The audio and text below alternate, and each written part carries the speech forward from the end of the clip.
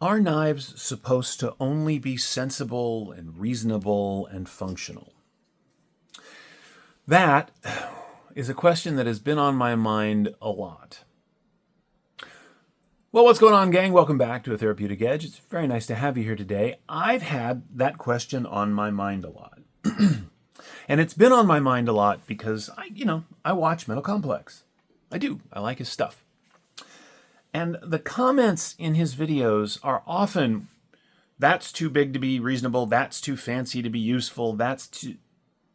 So are pocket knives only supposed to be a functional tool? I mean, should we all just get a Spyderco and go home, or a CJRB and call it a day?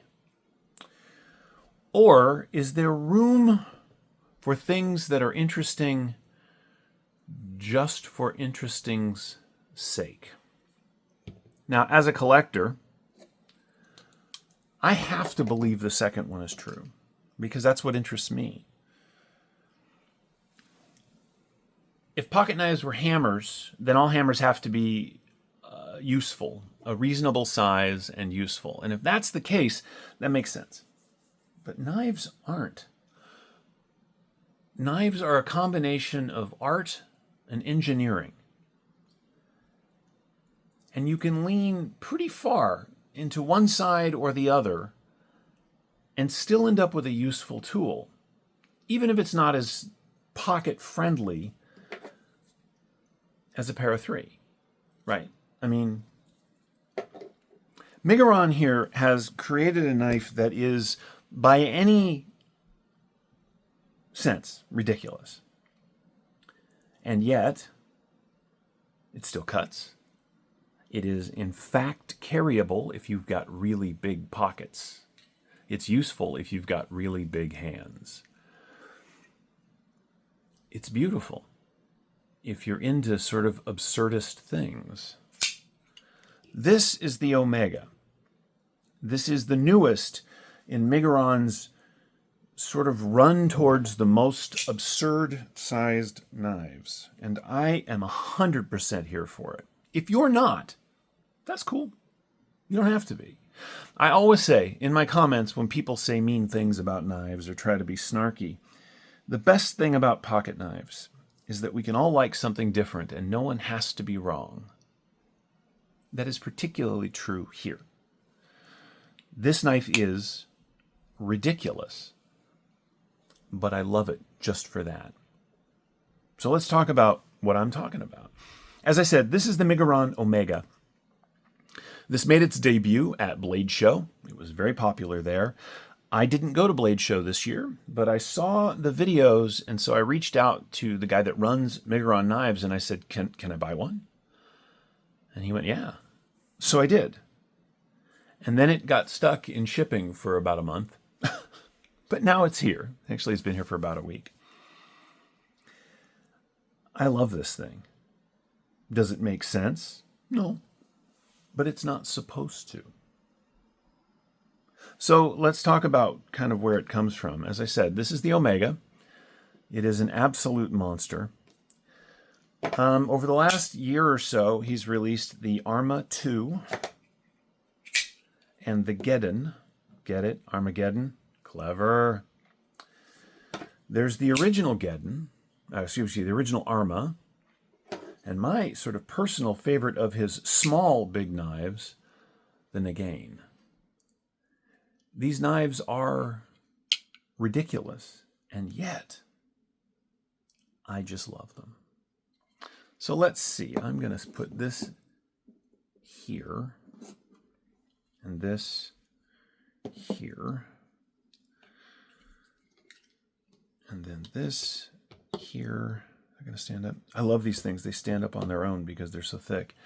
And then we're going to put that there. This is, so far, I actually ordered the Geddon Small, which is this in a slightly more pocketable size. We'll see what happens when that lands. These knives aren't supposed to be the Hogue Deca. They are supposed to be fun. They are supposed to be interesting. And they are. They are excellent materials made by a company. You can feel whatever you want about Chinese companies, but I have known Sam for, God, going on 6 years now. He's just a hardworking guy who is interested in, of course, making money, right? It's a business, but interested in making knives that make people talk, make people interested.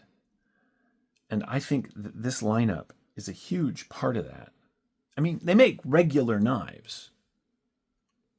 For example, this is the Preyert P-R-E-Y-E-R-T 2. This is one of their sort of budget-friendly knives. These are about $46, $47. It's 14C, completely reasonable in size and shape, and an excellent budget-friendly pocket knife, right? But at the other end of the scale, there's this. And I mean, these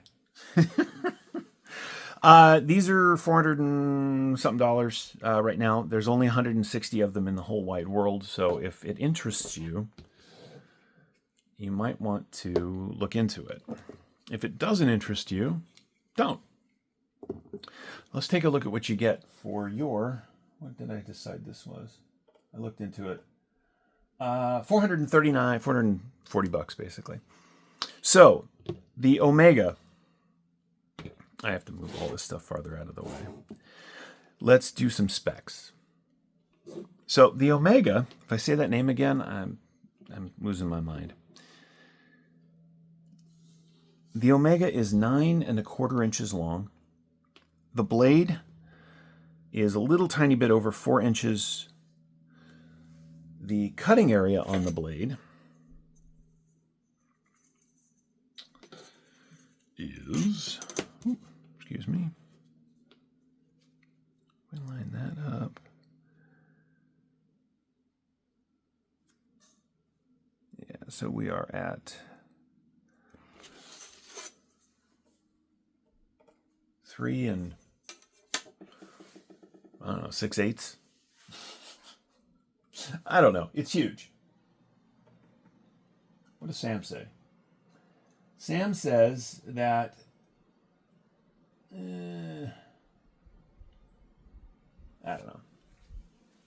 Let's call it 3 3/4. So you get 3 3/4 inches of cutting on a little over 4 inches of blade.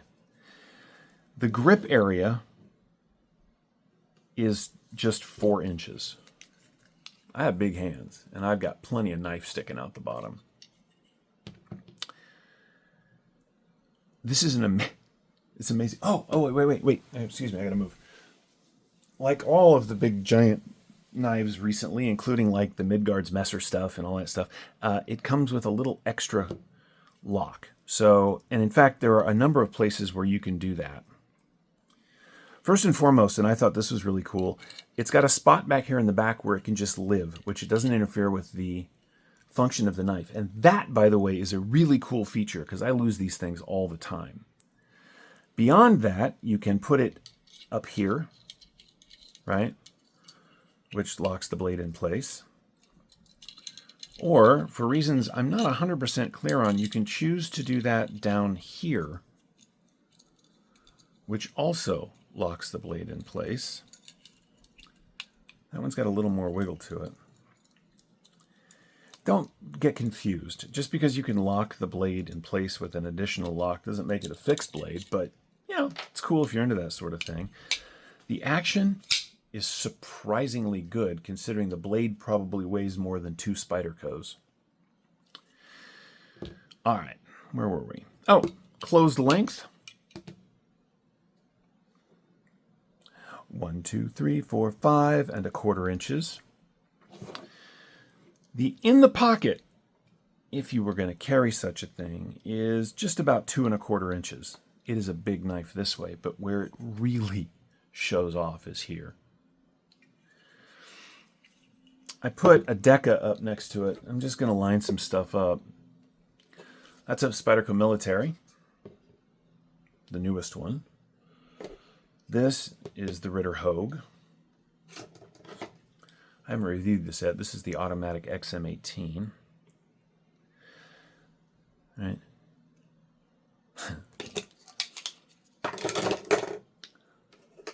You get a lot of knife here for your $400. Now look, $400 is a lot of money, but this is 4 or 5 knives worth of material. It's just astonishing. All right, we are in millimeters. We're zeroed out. The blade is 10.7 millimeters. By way of example, a Spyderco is 11 millimeters total. So the blade on this, which is Elmax, by the way, is the same width, thereabouts, as a full Spyderco. But here's the thing. It still cuts. And reasonably well. I have used it for, who am I kidding? I've cut up cardboard with it just for fun. I've stabbed a bunch of stuff. But it does work. And that matters, right? It still holds on to the fact that it is, at its core, just a pocket knife. It's got some jimping where your thumb would land, and mine does. It's got a forward choil. Like, I don't know how much fine work you're going to want to do with a knife like this, but it's there and it works. The grip on this thing is surprisingly comfortable, given that it is just a brick. Through the center, this bad boy is 24 millimeters thick, which is just shy of an inch. Let me line it up here. You can see. Are we on the line? Yeah, we're on the line. You can see you got just, there we go, just a hair, right? It's about 15 ounces, if memory serves. Let's take a look.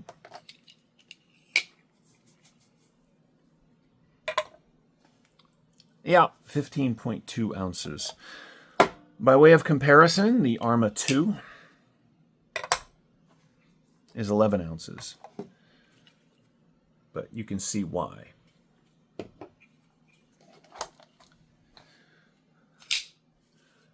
This thing is just fun and cool.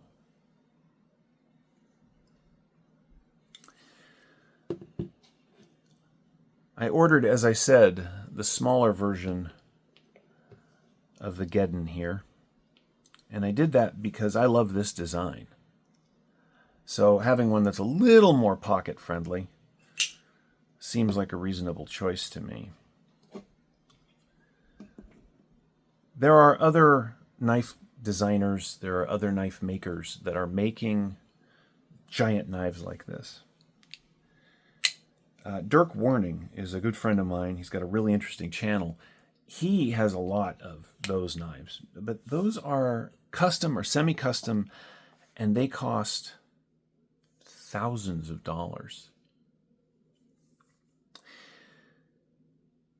Miguron is bringing us absurdist expressions of knives in excellent materials, and their DLC is fan-freaking-tastic. I don't like DLC generally, but something about the way the folks at Miguron are doing it just really works for me. So, lovely DLC blades, interesting grinds, interesting designs,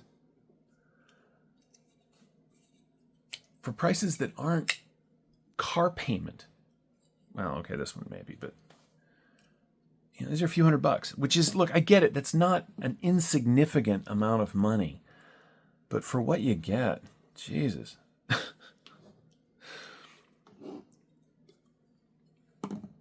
Then again, the Arma 2 or Arma XL, the Geddon, and the Omega. 5 just bits of ridiculousness that make me smile. I will put a link in the description to Sam's website, to the Miguron website. I'm sure all of you know where that is by now, but I'm going to do it anyway. I want to remind you that I bought these. These are mine.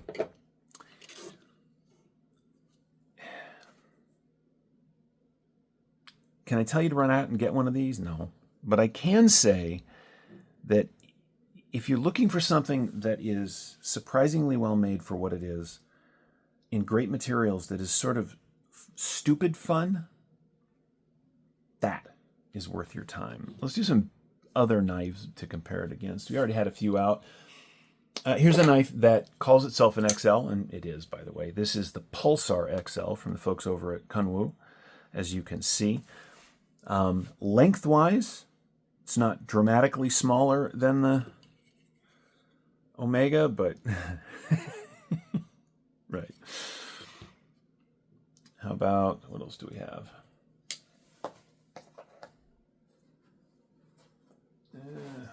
Oh, this is a Yan Knives. This is the Yan Knives Chevron. I actually got this from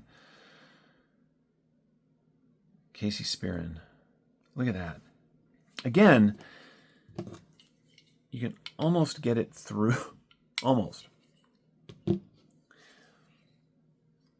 I have knives that just work as knives. They cost anywhere from $25, 30 bucks or whatever. Kershaw's that I've had for 15 years. To really fancy, expensive stuff that, also at its core is just a knife. Stuff like the Snafu 4.0 here. This costs about half what one of these does. And there are reasons for that, I'm sure, but come on. If you still pick up a pocket knife or any knife, fixed blade or whatever, and there's still just enough of that little kid in you that goes, that's cool. This is going to be for you. If you can't spend $400, and I get it, most people can't. Hang on just a second.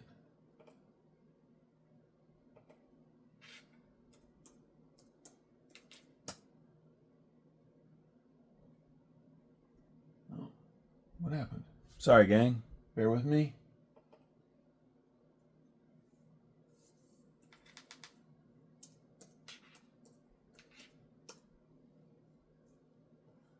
Weird.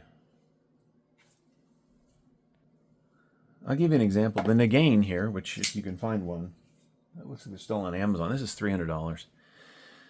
This is $100 more. $140 more. They're just giving you the materials. I don't even care. Here's the thing. Do what you're going to do. Enjoy what you're going to enjoy. But I love this. And you know what? I think some of you might too, and I don't want you to miss it. I'm going to go ahead and put this video up faster than I normally would, because I know there are still some on the website. I know this isn't for everybody. That's cool. But it is for me, and it might be for you. This is the Miguron Knives Omega, and it is absolutely fantastic. I hope you've enjoyed this look at this absurdist expression of what a pocket knife can be. I know I have enjoyed owning it, and I'm going to continue that. Hope you guys have a great rest of your day. And remember, your knives are your business. Like what you like, collect what you want, and don't let anybody talk you into doing it their way. You do knives your way, and that's cool. Have a great rest of your day. And remember, take care of yourselves and take care of each other. We'll see you next time.